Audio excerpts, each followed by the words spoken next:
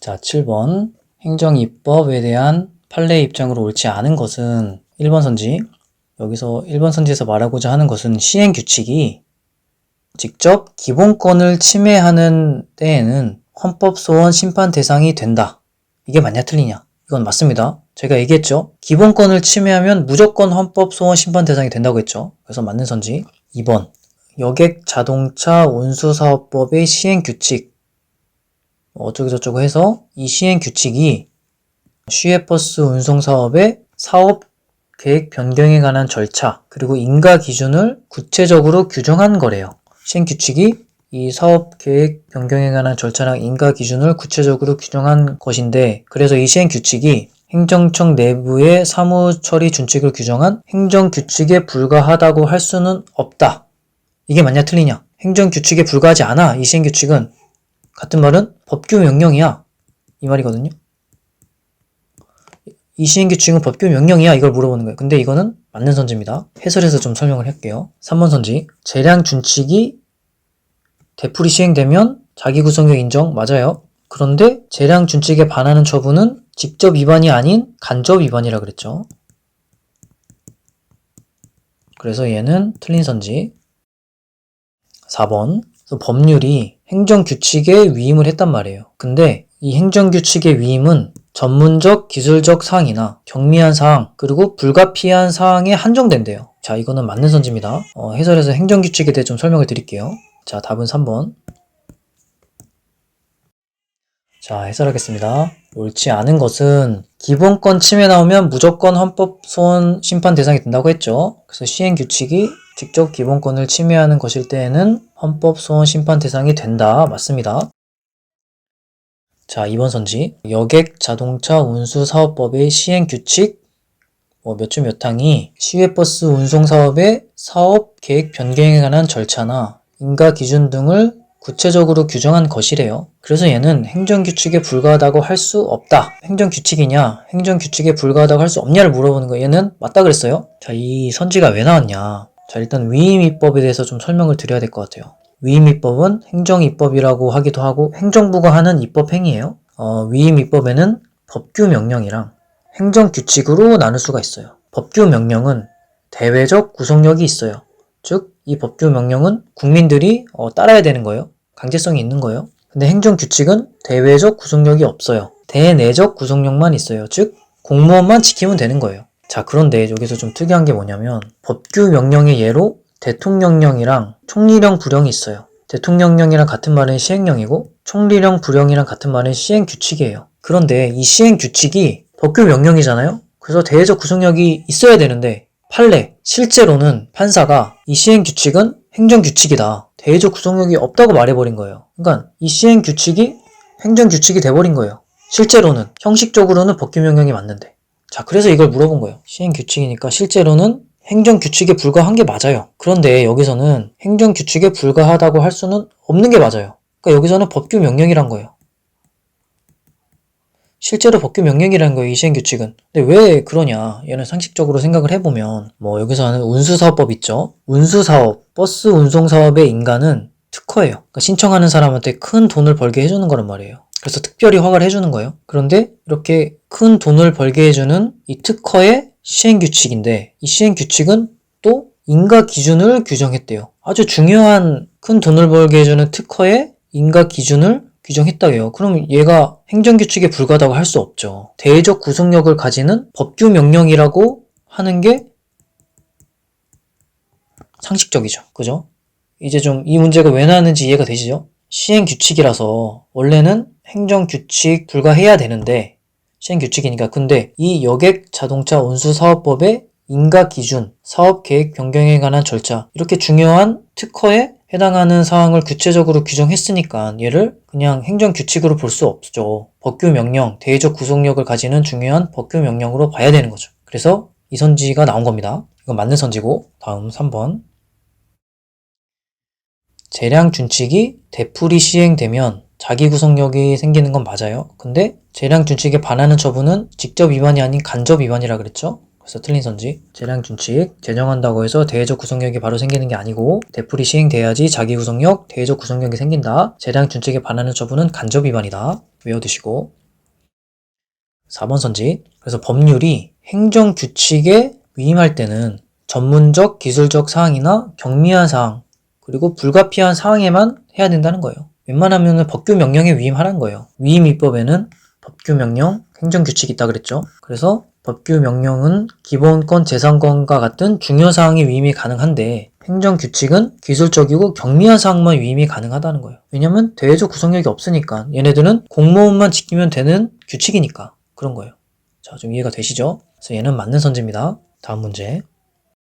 8번 실내보호 원칙에 대한 설명으로 옳지 않은 것은 1번 선지 건축 허가 신청을 했단 말이에요. 근데 법령이 개정됐대요. 그러면 처분시가 아닌 신청시 법령에서 정한 기준에 의하여 건축 허가 여부를 결정하는 것이 원칙이다. 즉 신청시 법령에서 정한 기준, 구 법령을 적용해야 된다 이 말이죠.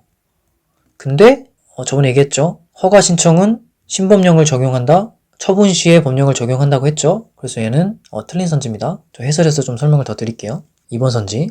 행정절차법과 국세기본법에서는 행정청의 관행이 일반적으로 국민에게 받아들여졌을 때 신뢰보호 원칙을 규정하고 있다. 이것은 맞습니다. 읽어보면 맞는 말이죠. 3번 선지. 행정청의 견해 표명이 정당하다고 신뢰한 데에 대한 개인의 귀책 사유 유무는 상대방뿐만 아니라 수임인, 관계자 모두를 기준으로 판단하여야 한다. 이거는 맞아요. 이거는 좀 설명이 필요할 것 같네요. 4번, 이거 맨날 나오는 거. 병무청 민원팀장이 현역이 아니라고 답변한 건 공적 견해 표명이 아니라 그랬죠? 그래서 맞는 선지. 자, 그러면 답은 1번이겠네요. 자, 해설하겠습니다. 옳지 않은 것은 위법 행위일 때는 행위시 법령을 적용해서 구법령 적용한다 그랬죠? 그리고 허가 신청 시에는 처분시 법령을 적용해서 신법령을 적용해야 된다고 했죠? 자, 이게 왜 그러냐면 자, 여기서 건축 허가 신청을 했단 말이에요. 근데 이때 법령이 변경됐어요. 그리고 처분은 이때 했단 말이에요. 자, 이럴 때는 신청 시에 구법령을 적용해야 되냐, 이 처분 시에 신법령을 적용해야 되냐 이 말이거든요. 이때는 처분 시에 신법령을 적용해야 됩니다. 허가 신청은 처분 시에 신법령을 적용해야 된다. 이거 계속 똑같이 나와요. 신청 시 법령에서 정한 기준이 아니라 처분 시에서 정한 기준에서 건축 허가 여부를 결정해야 됩니다. 그래서 틀린 선지입니다. 2번 선지. 행정절차법과 국세기본법에서는 행정청의 관행이 일반적으로 국민에게 받아들여졌을 때와 관련하여 신뢰보호 원칙을 규정하고 있다. 그러니까 국민이 일반적으로 받아들였을 때 신뢰보호가 된다 이 말인데, 그래서 당연한 얘기죠. 국민이 신뢰를 해야 신뢰보호를 할 거잖아요. 국민이 신뢰하지도 않는데 신뢰보호를 할 필요는 없겠죠. 당연한 얘기하죠. 당연한 얘기할 때는 이제 맞는 선지보다는 틀린 선지가 나왔을 때 좀 집중해서 암기하면 됩니다. 이거는 읽어보고 맞네, 맞는 말이네 하고 동그라미 치고 넘어가면 됩니다. 3번 선지. 행정청의 견해 표명, 공적 견해 표명이 정당하다고 신뢰한 데에 대한 개인의 귀책 사유 유무는 상대방뿐만 아니라 수임인, 관계자를 모두를 기준으로 판단해야 한다. 이거는 맞는 선지예요. 자, 근데 이 선지가 왜 나왔냐면 요것 때문에 나온 건데, 건축주가 건축사한테 건축 설계를 맡긴 거예요. 근데 건축사가 건축 한계선을 위반하고 건축 설계를 했어요. 근데 그걸 가지고 건축 허가를 받았단 말이에요. 그럼 이때 귀책 사유가 누구한테 있냐가 문제가 많이 나와요, 사실은. 근데 이때는 건축사가 잘못했잖아요. 그래도 건축주한테 귀책 사유가 있어요. 이게 맞아요. 건축주한테 귀책 사유가 있습니다. 그래서 건축에 관한 모든 책임은 건축주에게 있습니다. 근데 이 귀책 사유를 판단할 때는 상대방과 수임인 모두를 고려해서 판단해야 하는 게 이것도 맞아요. 상대방은 건축주고 수임인은 건축사예요. 수임인이란 뜻은 업무를 받았다, 업무를 받은 사람 이런 뜻이죠. 상대방은 이제 건축주, 의뢰를 맡긴 사람. 그래서 여기서는 일단 맞는 선지다. 자, 이 선지가 왜 나왔냐면 요것 때문에 나온 거다. 건축에 관한 모든 책임은 건축주에게 있습니다. 건축사가 잘못했더라도. 4번 선지 맨날 나오는 거. 병무청의 민원팀장이 현역이 아니라고 답변했어요. 이거는 공적 견해 표명이 아닙니다. 그래서 맞는 선지. 자, 다음 문제. 9번. 행정의 자기구속 원칙에 대한 설명으로 옳지 않은 것은 1번 선지. 평등의 원칙이나 신뢰보호 원칙을 근거로 행정의 자기구속 원칙을 인정하고 있다. 이거 맞죠? 기억나나요? 자기구속 원칙에 대한 근거는 평등의 원칙이랑 신뢰보호 원칙이다. 그리고 같이 했던 거 신뢰보호 원칙의 근거는 법적 안정성이다. 어차피 계속 나오니까 자 해설해서 또 봅시다. 2번 선지 반복적으로 행해진 행정처분이 위법하더라도 위법한 행정처분을 반복했대요. 그러면 자기구속 원칙에 따라 선행처분에 구속된다. 그러니까 자기구속 되냐 안 되냐? 자기구속 되지 않죠. 위법한 행정처분은. 그러니까 틀린 선지죠. 여기서는 구속된다고 했으니까. 3번 선지 자기구속의 원칙은 동일한 사실관계, 동종의 사안에 적용되는 문제고 재량의 통제 법리와 관련된다. 쉽게 얘기하면 동종의 사안에 적용되는 문제다. 그러니까 동일 사안은 동일한 결정을 한다. 그리고 재량의 통제의 법리와 관련된다. 무슨 말이냐? 자기구속의 원칙은 재량권을 통제한다.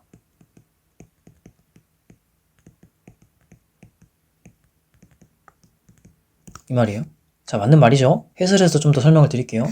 자, 4번 선지. 재량 준칙이 공표된 것만으로는 자기구속 원칙이 적용될 수 없고, 맞죠? 재량 준칙이 되풀이 시행되어야 자기구속 원칙이 적용된다. 맞죠? 계속 나오죠? 답은 2번. 자, 해설하겠습니다. 옳지 않은 것은 1번 선지. 신뢰보호의 근거는 법적 안정성이라 그랬고, 자기구속의 근거는 평등이랑 신뢰보호라 그랬죠? 이거는 그냥 이대로 문제가 나와요. 자기구속 원칙의 근거는 평등의 원칙이랑 신뢰보호 원칙이다. 그죠? 맞는 선지. 2번 선지. 좀 말은 다르게 했지만 위법한 처분을 수차례 반복하면 신뢰보호는 되지만 자기구속은 되지 않는다고 했어요. 여기서는 반복적으로 행해진 행정처분이 위법하더라도 자기구속 원칙에 따라 구속된다. 구속되지 않죠? 자기구속 되지 않죠? 위법한 행정처분은. 그래서 틀린 선지. 3번. 여기서 말을 어렵게 했지만 자기구속의 원칙은 동일한 사실관계, 동종의 사안에 적용되는 문제로서 무슨 말이냐? 동일한 사항은 동일한 결정을 해야 된다. 이 말이고 재량의 통제의 법리와 관련된다. 무슨 말이냐? 재량권을 통제한다 이 말이죠. 행정기관의 재량권을 통제한다는 거예요. 왜냐하면 행정기관이 어떤 행정행위를 했단 말이에요. 그럼 그 다음에는 똑같은 행정행위에 대해서는 똑같은 결과를 내야 된단 말이에요. 그럼으로써 재량권이 통제가 되잖아요. 그쵸? 이해되시죠? 자기구속의 원칙은 행정기관의 재량권을 통제하는 게 맞아요. 맞는 선지. 이거는 너무 많이 나왔죠. 재량 준칙은 제정됐다고 해서 대외적 구속력이 생기는 게 아니고 되풀이 시행돼야 자기구속력, 대외적 구속력이 생기고 재량 준칙에 반하는 처분은 간접 위반이다. 자, 이거 맞는 선지. 다음 문제. 10번. 행정법의 일반 원칙에 대한 판례 입장으로 옳지 않은 것은 1번 선지. 폐기물 처리업 사업 계획에 대하여 적정 통보를 했대요. 자, 이게 사업 부지 토지에 대한 국토 이용 계획 변경 신청을 승인해주겠다는 공적 견해 표명으로 볼 수 없다. 자, 행정청이 폐기물 처리업 사업 계획에 대하여 적정 통보를 했단 말이에요. 이 적정 통보를 한 게 국토 이용 계획 변경을 승인해주겠다는 공적 견해 표명이냐 아니냐. 근데 여기서는 공적 견해 표명이 아니라 그랬어요. 이건 맞습니다. 자, 2번 선지. 헌법재판소에 위헌 결정이 났단 말이에요. 근데 이 위헌 결정은 개인에 대하여 공적 견해 표명을 한 것이라고 할 수 있으므로, 그러니까 이게 헌법재판소의 위헌 결정이 개인에 대한 공적 견해 표명이냐 아니냐를 물어보는 거예요. 근데 여기서는 공적 견해 표명이 맞고 그렇기 때문에 위헌 결정은 개인의 행위에 대하여 신뢰보호 원칙이 적용된다고 하고 있죠. 근데 이것은 틀렸습니다. 헌법재판소의 위헌 결정은 개인에 대한 공적 견해 표명이 아니에요. 다음 선지 3번. 주택 사업 계획 승인을 했단 말이에요. 해줬어요. 근데 주택과 아무런 관련 없는 토지를 기부 체납하도록 하는 부관을 붙였대요. 이거 부당 결부 금지 원칙이 위반되어 위법하다고 했죠. 자, 이거 맞는 선지죠. 주택 사업 계획과 관련 있는 토지를 기부 체납하도록 해야죠. 그죠? 자, 4번 선지. 법령 개폐에 있어서 신뢰보호 원칙의 위반 여부는 침해받은 신뢰 이익의 보호 가치, 침해의 중한 정도, 신뢰 침해의 방법 등과 저쩌고 해서 공익 목적을 종합적으로 비교 형량하여 판단해야 한다. 제가 맞죠? 틀린 얘기가 없죠. 자, 그래서 답은 2번. 자, 10번 해설하겠습니다. 옳지 않은 것은 1번 선지. 폐기물 처리업 적정 통보를 한 것이 국토 이용 계획 변경을 승인해주겠다는 공적 견해 표명이냐 아니냐. 근데 공적 견해 표명이 아니라는 거예요. 폐기물 처리업 적정 통보를 해줬다고 국토 이용 계획 변경 승인을 해줄 필요는 없다는 거예요. 이해됐죠? 또 폐기물 처리업 적정 통보를 했다고 해서 토지 형질 변경 허가를 해주겠다는 공적 견해 표명도 아니에요. 그런 것들을 제가 모아놨거든요. 공적 견해 표명이 아닌 것, 공적 견해 표명인 것. 폐기물 처리업 적정 통보는 다 공적 견해 표명이 아니에요.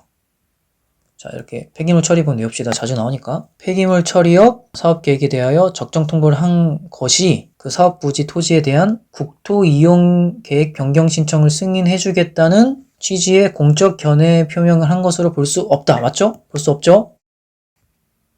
근데 이게 공적 견해 표명은 대부분 다 공적 견해 표명이 아닌데 공적 견해 표명이 맞는 예들도 있어요. 차라리 예를 외우는 게 좀 빨라요. 이런 것들은 나중에 나오면 또 보기로 하고, 공적 견해 표명이 아닌 것들은 종교회관을 건립할 때 토지 거래 계약을 허가를 해줬단 말이에요. 행정청이.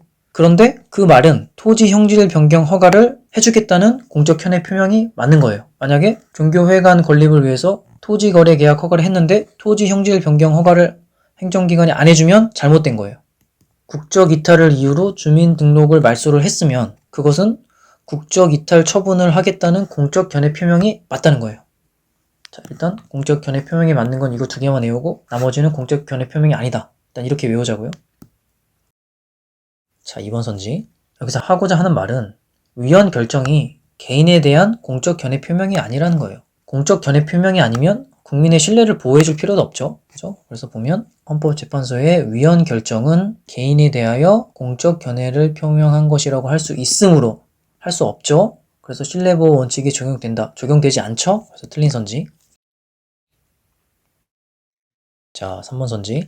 몇 번 나왔던 선지죠. 주택사업 계획을 승인을 해줬는데 부관으로 관련 없는 토지 기부 체납을 하게 하는 거는 부당결부 금지 원칙에 위반되죠? 맞죠? 부당결부 금지는 행정행위할 때 부당하게 연관시키지 말라는 거죠? 근데 여기서는 아무런 관련 없는 토지를 기부 체납하도록 하는 부관을 붙였으니까 부당하죠? 부당결부 금지 원칙이 위반되어 위법하다 맞죠? 자, 4번 선지. 법령 개폐는 법령 수정이에요. 법령 수정에 있어서 신뢰보호 원칙 위반의 여부는 침해받은 신뢰이익의 보호 가치랑 침해의 중한 정도랑 신뢰 침해의 방법 그리고 공익 목적을 종합적으로 판단해야 한다. 맞는 말이죠. 이제 법령을 바꿔야 되는데 이제 법령 수정 전에 그 국민의 신뢰 보호를 어떻게 해야 되냐 이 얘기를 하는 거잖아요. 근데 다 맞는 말이죠. 보호 가치, 침해받은 신뢰이익의 보호 가치, 얼마나 중한지, 그 방법은 어떤지, 공익은 어떤지 해서 종합적으로 판단해야 돼. 당연한 얘기죠. 당연한 얘기는 맞구나 하고 넘어가면 돼요. 자, 그래서 답은 2번 답 문제에 넘어가겠습니다.